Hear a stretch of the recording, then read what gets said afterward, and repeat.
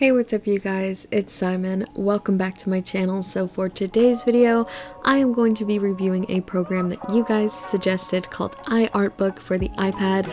It is a free app, so if you are just kind of getting started in the iPad art field and you don't really want to shell out $10 for Procreate, but you found you haven't liked any of the other sort of like free apps out there and you have not tried iArtbook yet, feel free to keep watching this video and seeing if maybe this is going to be the program that works for you.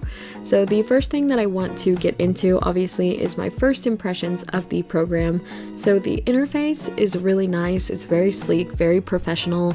I know when you're kind of getting started looking around at certain apps, it can be kind of overwhelming if everything is like super bright colors and the settings and tools are kind of all over the place. So to have a dark mode for one and have everything be kind of just like pushed off to the side and organized very neatly can be really helpful for new users. I know it was helpful for me, but I do also know that I am an avid Procreate user, and I find that iArtbook is, I think in a sense, trying to imitate Procreate in a way. So I did kind of know what sort of settings and gestures and just tools in general to kind of look out for. So if you are completely new, I would definitely recommend kind of just giving yourself a little bit to poke around with the program and seeing what all it has to offer before you go dive straight in trying to draw with it. That being said, another thing that I do want to mention, this was really only true for the first initial launch of the program. It didn't really do this any of the other times that I opened the app over the last couple of days that I've been testing the program. But upon first install and launch, it does lag a little bit because it's just kind of thinking and trying to launch all of the tools and settings and things like that. It will kind of like slowly load before your eyes, so I say just give it a couple of seconds for it to load up and then try to draw with it, because otherwise you are going to have a little bit of a struggle. But again, that was just upon the first initial launch after download. Anytime I opened it afterwards, it just opened as usual, so that was really nice. The next thing that I want to get into obviously is the tools and kind of like the custom options that this program gives you. So for tools, there's obviously a lot of brushes. There's a lot more, I think, honestly, than Procreate offers in the beginning. Well, I guess in the beginning, Procreate has a lot more now, but upon initial launch, Procreate had like a couple of base brushes. This program does offer quite a few brushes, quite a few options for you to go through, and it also does offer the option to customize brushes. I will get into a little bit more of the customizing process when I talk about the brushes that I used in particular, because I did kind of try to experiment and mess around with customizing one, so I will talk about that more in a little bit. But I also noticed that it doesn't give you the option to really like import your own. So if you, for example, are going through Gumroad and downloaded a bunch of Procreate brushes, I don't think that there is anywhere in particular that you can upload them to this program. It does look like it is relatively new and it is getting pretty frequent updates, so this might be something that they introduce in the future, but as far as I know right now, I didn't see an option that would let me do that. There was like a plus sign, but every time I clicked the plus sign, it just brought up a new kind of solid round brush, which I think is saying like, here you go, here's a base brush that you can adjust and change any way that you like. And the cloud symbol, like the, I believe it's like a download symbol or something like that, didn't really do what I was expecting it to do either. But if you guys have used this program before and are a little bit more familiar than me, like I said, I did give it a couple days and I did try to kind of actually like Google some stuff that I was kind of confused about. But for a lot of it, I was just getting options on how to fix certain issues or like find certain settings for Procreate. So if you kind of know this program a little bit better than me, same thing with Ibis and Medibang, like I said in those videos, if you know where certain things are, or if you think that I missed something, feel free to put it down in the comments below.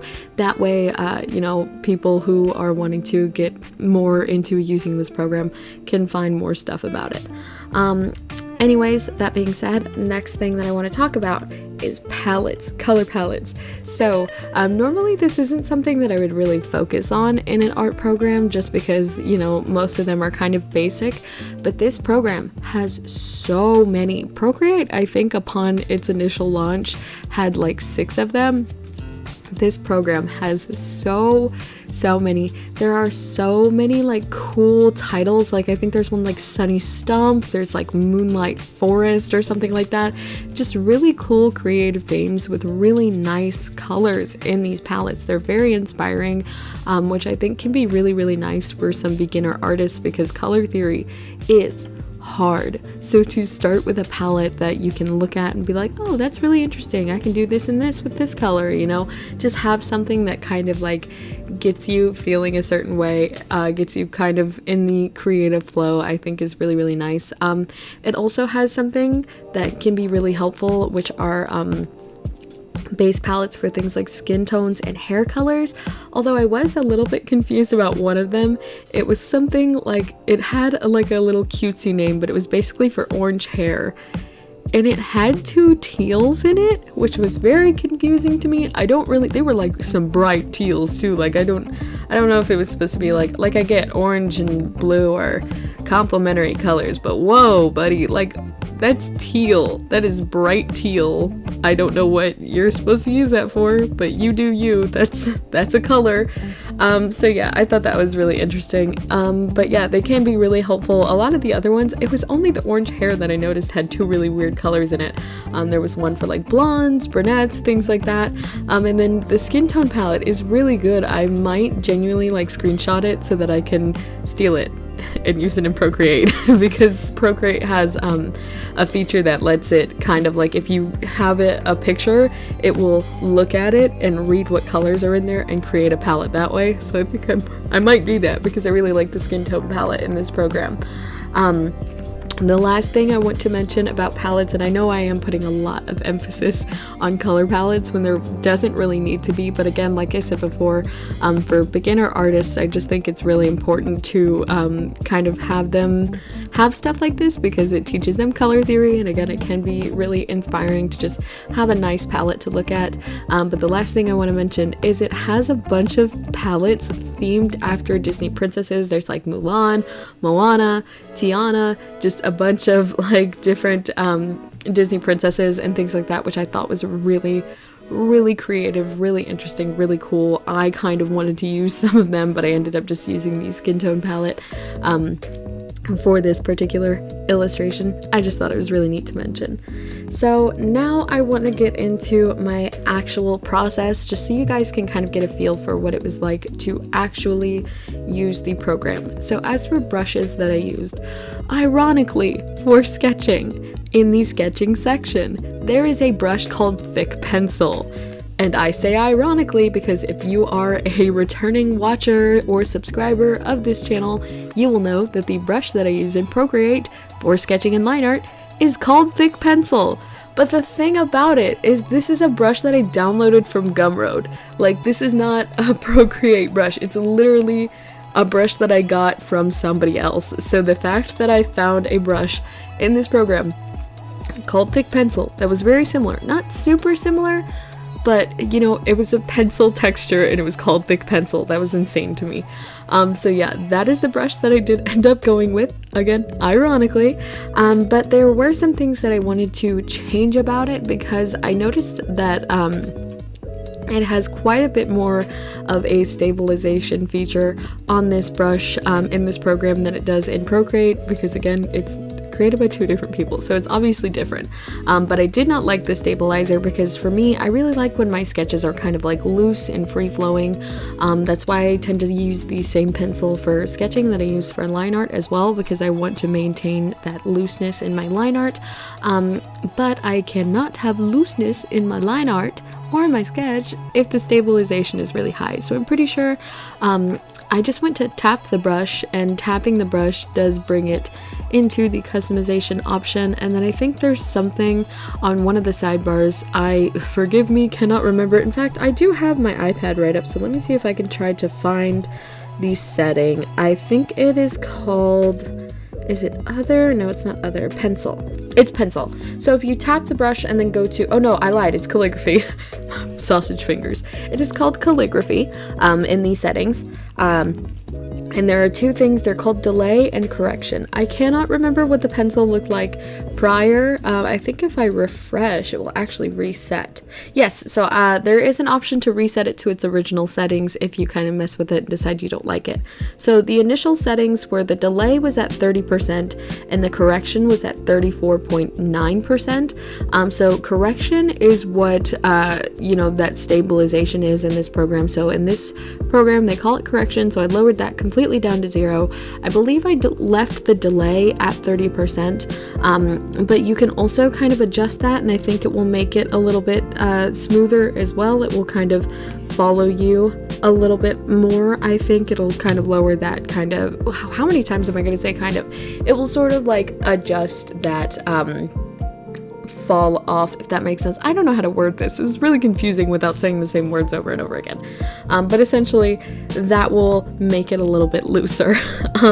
That being said, I still did kind of have some trouble in the end with this brush, even lowering the correction down to 0. Sometimes the finest lines, like the dots, if I was, like, you guys know I like to do the little dots all over the nose for the highlight, and the little tiny eyelashes under the eye, those were really hard to get right with this brush, even with the correction turned down. This is no fault of the program. This is just me kind of experimenting, trying to find a brush that works for my particular process. In the end, I think I kind of got it to how I wanted it to be. I do like the end result, but it's not like my favorite brush in the entire world. I still prefer the one that I use in Procreate, but of course it's first of all no longer available on Gumroad. I'm so sorry, you guys. Like, I love this brush. It is not on there. I did DM the creator on Twitter actually, and she did say that she's working on rebranding everything, and that she might potentially put the brush back up on Gumroad, so I am keeping an eye out for that. If it ever goes back up, I will totally link you guys because I'm obsessed with this brush. I will never quit using it. Then as far as the rest of the, I bumped you guys, I'm so sorry. As for the actual painting process, like coloring and things like that, I did use a couple of different brushes. So the first one that I used for just the base colors was under the calligraphy section, I believe, and I kind of went between, oh no, it wasn't calligraphy, it was ink. I kind of went between ink brush and calligraphic, I'm not sure how to pronounce that. I went in between both of those because I believe I would just compare them to like the ink pen or the monoline brush in the calligraphy section of Procreate. They're just really solid brushes, essentially. There's no texture or transparency or anything in that, so I just use that to kind of fill in the colors and color drop them for, coloring the big areas of the illustration. And then as far as the shading on the face and the body and stuff went, I went in with this brush.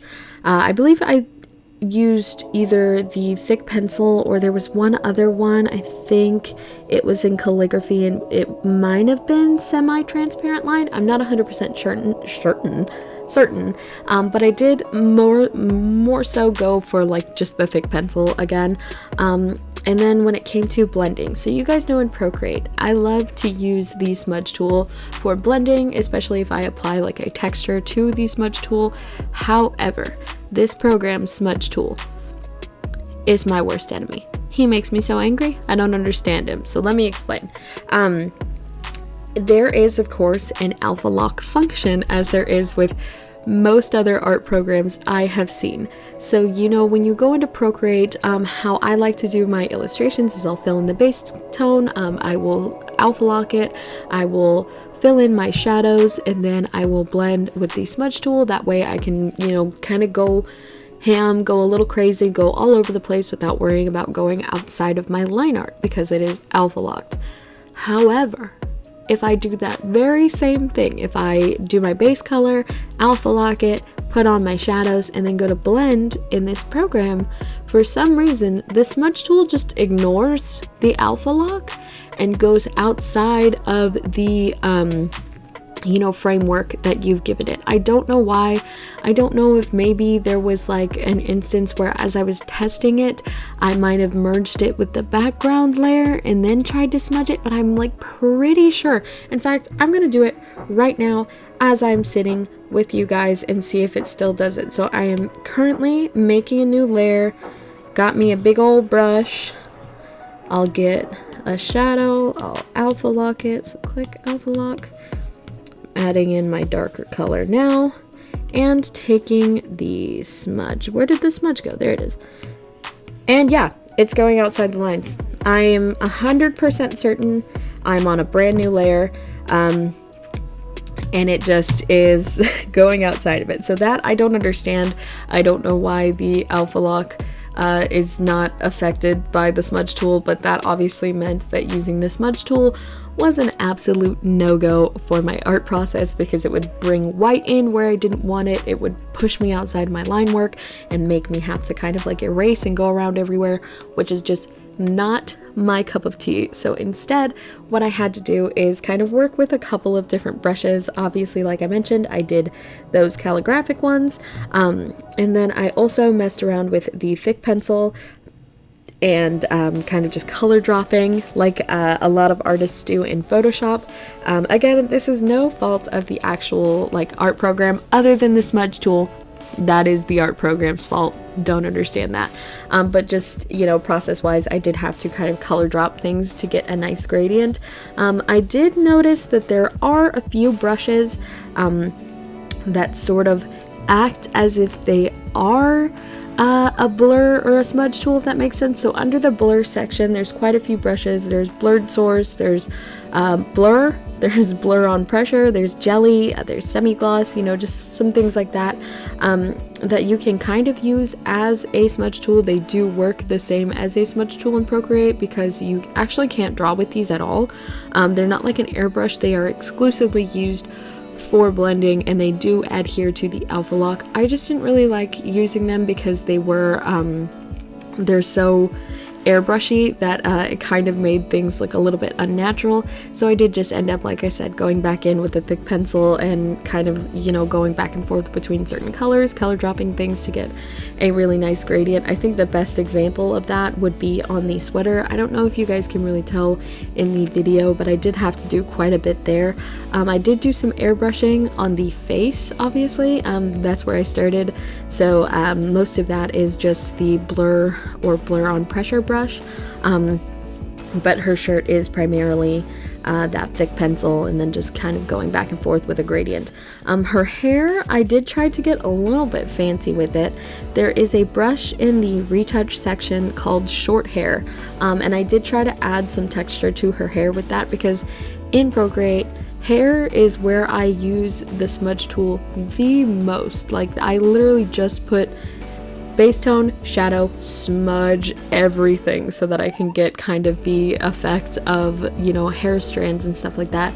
And I definitely could not do that with this. So I was going in with this short hair brush and messing around with the thick pencil and the blur on pressure, and just I went everything that I could possibly do I did with the hair.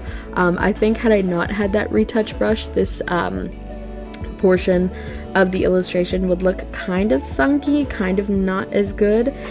So I am glad that that feature was there and that it does look pretty decent. I am overall not too mad at it, but yeah, those were the brushes that I used personally. So the final thing before I get into my overall thoughts on the program are just some nitpicks that I have with it, some things that kind of like disrupted my flow a little bit, or just made me sort of irritated in general. So the first thing is ads. So I think, I don't know if I mentioned it in this voiceover or a previous redo of this voiceover, but this program is free. And it does not have banner ads, but it has something that I think is worse. So I had misclicked on this program because it has no palm rejection. So there's another nitpick. There's no palm rejection as far as I could tell. If you guys can tell me where to turn it off, please do, because it was driving me insane. So it kept picking up my palm, and at one point it accidentally had me close out my canvas, which is when I discovered that this program does have ads. They are 5-second, full screen, unskippable ads. Wait, they might be skippable, but they also might be unskippable. I've only gotten 2 of them so far, so it's not like crazy bad, but it was something that, especially because I hadn't intended to close out of my canvas in the first place, the fact that I closed out of my canvas and was met with an ad just immediately took me out of the zone. I was like gone. I was so irritated. I was like, are you kidding me? 5-second ad, this is rude, disrespectful. So yeah, I understand that, of course it is a free ad and it has so many things that kind of, you know, need obviously, you know, people working on them, so people have to get paid. I totally understand having ads. It's just, I would much rather have the banner ads than giant full screen ads that literally like take me out of the zone. I would much rather have the little ones at the bottom of the screen that are so tiny that I barely even notice them. Like if I'm working in Ibis, I don't notice the ads at the bottom of the screen, but that one certainly was shocking to me. It just was immediately like took me out of my little zen that I had going on, so that was really frustrating. But again, it's a very small nitpick because I do understand people need to make money. You need ads. There's probably ads on this video, so I get it. I just think I would prefer the banner ads as opposed to the full screen ads. Next little nitpick I have is the layers. So this program is missing a couple of gesture controls, missing, I guess I should say, when compared to Procreate. So if you don't use Procreate, you're not going to notice that this is a thing that you're missing. But one of those gesture controls is the ability to, why did I say it like that? Ability to pinch and combine layers. So, as someone who works in several layers and has to continuously kind of like merge them down, because I work with a lot of layer masks and things like that, I do have to combine layers often, and if I have like 6 layers going at once and I don't want to merge every single layer, I have to individually click each layer and go click, merge with previous, click, merge with previous, click, merge with previous, which is really annoying. Again, if you don't use Procreate, it's not something that you're going to be worried about, but if you are a Procreate user and for whatever reason are switching over to iArtbook or are wanting to try it out for yourself to see kind of if you like brushes better, for example, or something like that, that is a function that you're gonna miss. And then, like I mentioned before, another nitpick, no palm rejection. If you guys know where that is, please tell me. It caused a lot of misclicks in regards to like transforming things, kind of using the lasso tool, exiting out of my canvas, picking a different color that I didn't want to pick, just stuff like that. Or like if I clicked on like a setting and then I had my hand resting, it would click out of the setting, so I'd have to click on it again and kind of having to open and close settings repeatedly. Not very fun. Another thing that I noticed is the brush size for both the eraser and the pencil are locked together. So that might sound a little confusing. I will explain. So for example, when I was working on the face, I did notice that I was having a little bit of trouble controlling the brush. So I didn't like the lines that were happening around the chin, but I didn't want to completely undo them. So I thought, I'll just erase the part that's looking a little blocky that I don't really like. So I went and I made my brush pretty big, and erased kind of the problem area, and then I wanted to go back in with my pencil and adjust things, and I made a big fat line, and I realized that my pencil size was the exact same size as my eraser because I was working with a tiny pencil, made the eraser big, now my pencil's big as well. So having to go back and kind of keep track of, okay, I used a big eraser, now I have to make my pencil little again before I start drawing, was kind of frustrating. Especially because another gesture control that's missing from this program, again I say missing in air quotes because if you are not a Procreate user, this might not be something that you're familiar with or that you're used to, but in Procreate there is several gesture controls that you can use to clear the layer. I'm most used to 3 fingers swipe down to clear the layer. this is not an option. You have to physically go into your layers, click on the layer, then click clear to clear the layer. So not having that meant that I would have to use a giant eraser if I didn't want to physically, like, you know, take the extra steps to do that. So if I am erasing everything on the canvas and then I have a gigantic eraser, when I go to sketch, I'm gonna have a gigantic pencil. And again, it's not a huge deal. It is just something that is kind of disruptive of my personal art flow. I'm not sure if I mentioned this in this recording or the previous one, but the next nitpick I have is the transform tool. So the transform tool, I think is personally better than the one at Ibis Paint X. I will say that to an extent, because there is one major thing about the transform tool that really gets on my nerves, and that is it doesn't consider each adjustment its own separate adjustment, if that makes sense. So if I were to be using Procreate, for example, in this illustration, I made the nose a little bit too big and a little bit crooked, a little bit tilted downward. So I would select it in Procreate, I would turn on the distort, and I would just start, you know, kind of distorting it, obviously, and adjusting it until it was in the place that I wanted it to be. But if I maybe made one little adjustment and then decided, oh, I don't like that, I kind of liked how it looked a second ago, I would be able to hit undo and it would undo just that last adjustment that I made. However, if I were to do that in this program, if I were to make all these little adjustments and then make one last one and then go, I liked the one just before that. If I were to hit undo, it would just revert back to how it was before I did anything. So it would undo every single adjustment that I made, which was super, super annoying.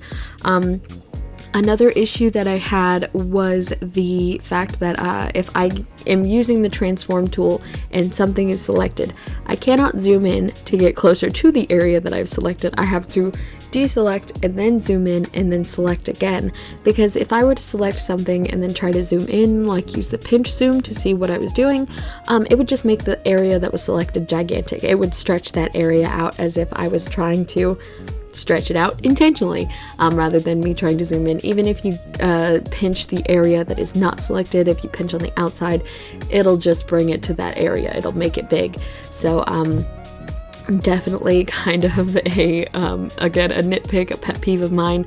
I just wish that it was a little bit more user-friendly as far as the transform tool goes, but again, not a big deal. The final thing that I want to say as far as nitpicks go are one thing that I sorely missed that I could not find anywhere was the hue and saturation slider. So like the option to kind of like change colors a little bit, like color balance and stuff like that, curves, all that.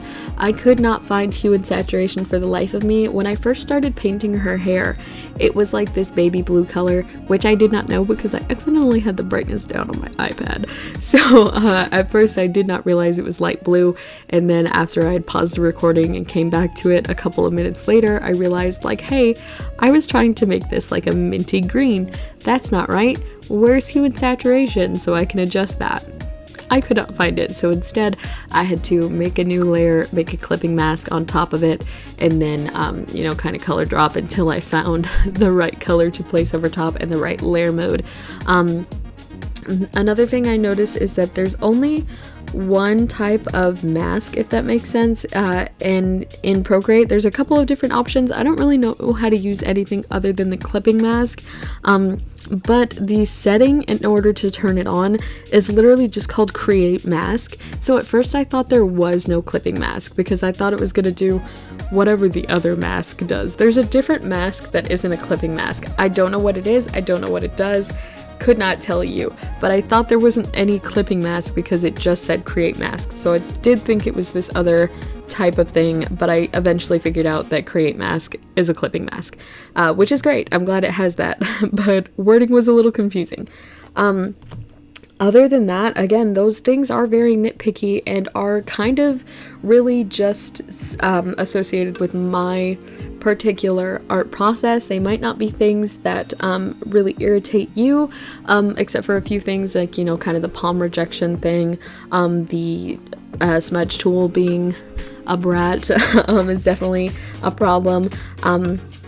But as for things like kind of the layers and the lock size and the gesture controls, things like that, aren't really a big deal, because again, they're just really selective to me or somebody that has used a program similar to Procreate, or like even Ibis. I think Ibis has some of those gesture controls, so if you're wanting to shift over from Ibis to this program, you're going to be missing some of the gesture controls that you might be used to. But it does have a lot of the other ones. It has like gesture controls for undo and redo and some other things like that you might be used to. So yeah, as far as this program goes, my overall thoughts on it, I think it's great. I really do think, especially for a free app to be as detailed as it is, and for me to immediately be able to go in and create a piece of art that I'm pretty happy with. Of course, there were some things that I did have trouble with, but if you're a brand new user and you're not going into it thinking like, oh, I missed this thing from Procreate, I think you're gonna have a great time.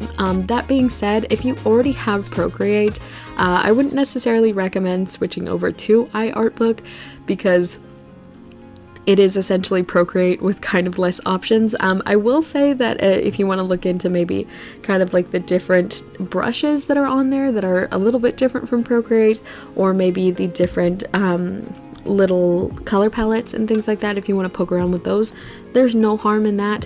But as for, you know, kind of like the reigning art program that you use, I don't think this is going to replace Procreate by any means. But if you are a new artist and you want all of the things that Procreate has, like the animation feature, the brushes, you know, kind of the just overall interface of Procreate, I think that this is going to be the one for you. It does have an animation feature, like I just mentioned. I don't know how to use it because I don't know how to use the one in Procreate either. But if you are an animator, this does have an option. It also has something called tracing. I don't really know what tracing does. I think it allows you to trace over an illustration, obviously. I don't know what it's technically supposed to do, but that feature is there. It just has a lot of options, and I think that, you know, again, if you've tried maybe Ibis and Medibang and you're not really too into it and you're thinking you're finally gonna bite the bullet and buy Procreate, I would give this program a try, but I also would recommend getting Procreate in the future, because I do love Procreate. It is nice, but I think that for beginner artists or even younger artists, you know, if you just bought like your kid an iPad and you don't want to get Procreate too, this is a great program. It's really nice to use. The things that I dislike about it are just because I've used Procreate in the past. So yeah, I can definitely say that it is a very good program. And I think I did mention that it is relatively new, and it is regularly receiving updates. So these things that I mentioned that are missing from Procreate might be things that come up in this program in the future. And then again, also, I've given myself maybe 3-4 days to work with this program. So honestly, there might be things that are on here that I just haven't found because I haven't been using it as long as it's been conceptualized. So if there's anything that I'm missing, please let me know down below. But yeah, that's about it for this video, you guys. I'm sorry it was quite a lengthy one. There were a lot of things that I wanted to say about this program because I genuinely think it's kind of cool. I just genuinely also think that there are some things that maybe might need worked on just the slightest bit. But again, I just want to kind of reiterate, kind of bring home that if you are looking for a free art program to use, this is a really, really great one. Honestly, it's probably, I say this every time I try a new art program, but I think other than maybe Medibang, this is probably the best free art program on the market right now. So I would definitely recommend going and checking it out. Anyways, thank you guys so much for watching this video. I of course want to give a huge shout out to my patrons, Elise Thompson, Duran, Mandy, Sleeps, Created by Twins, and Kruhi. You guys are the best. Thank you so much for continuing to support me every single month.